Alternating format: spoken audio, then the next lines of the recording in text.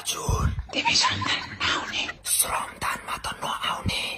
बालेन दाइले तपाईलाई true love गर्नु हुँदो रहेछ तपाईले त माया नै गर्नुहुन्न अरे म त श्रमदानमा नआउने कति तरुणी र तन्नेरीको पछि मात्रै लाग्ने तरुणीको पछि लाग्दिन कि तपाईले बालेन दाइलाई माया गर्छु भन्नु अनि म आउँछु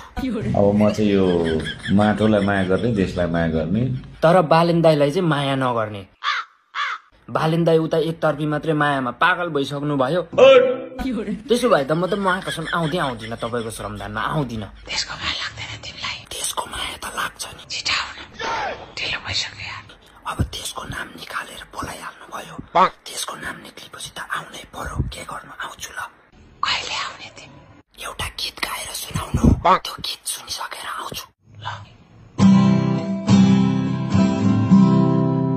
झिरिरारी रुरिरा पारु झिरिरारी रारिरा पारु तपाईँ र म बोलेको थियौँ भनेर कसैलाई पनि नभन्नु है ल छिटो गरेर आऊ है देश बनाउनु पर्छ ल ल म आइहाल्छु